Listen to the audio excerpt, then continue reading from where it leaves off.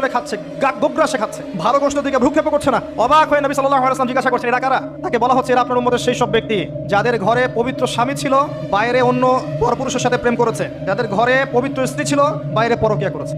আর একটা বলি, ঠিক এরপরে নবী সাল্লাল্লাহু আলাইহি ওয়াসাল্লাম দেখলেন একটা চুলার নিচের দিকটা হচ্ছে প্রশস্ত, মাথাটা সংকীর্ণ এরকম, মানে তন্দুর রুটি ভাজে দেখেছেন, রুটি যে ভিতরে দেয় একটা এরকম গোল চুলা থাকে, সামথিং লাইক দ্যাট। নিচে দাউ দাউ করে আগুন জ্বলছে, আর এখানে কিছু মানুষকে জ্বালানো হচ্ছে। যখন নিচ থেকে আগুন এরকম করে আসছে, তখন এরা আগুনের তাপে উতলে উঠছে, আগুন নিচে নেমে যাচ্ছে, এরা আবার আস্তে আস্তে নিচে নেমে যাচ্ছে। এভাবেই হাদিসে ব্যাখ্যা করা আছে। নবী সাল্লাল্লাহু আলাইহি ওয়াসাল্লাম জিজ্ঞাসা করলেন, এরা কারা? বলা হলো, এরা আপনার উম্মতের সেই সব ব্যক্তি যারা জিনায় লিপ্ত ছিল। তিনি আরো এগিয়ে গেলেন, জিনা সম্পর্কে কয়েকটা হাদিস এসেছে। তিনি এগিয়ে গেলেন, দেখলেন একটা জায়গা যেখান থেকে দুর্গন্ধ বের হচ্ছে, পাবলিক টয়লেটের চেয়ে প্রখর দুর্গন্ধ, মনে হচ্ছে পাবলিক টয়লেট।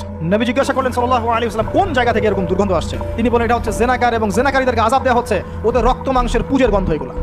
এক শ্রেণী মানুষকে একটা শরবত খাওয়ানো হচ্ছে, জাহান্নামীদের রক্ত মাংস পুজের নির্মিত, তার নাম হচ্ছে তিনাতে খাবাল। কাদেরকে খাওয়ানো হচ্ছে?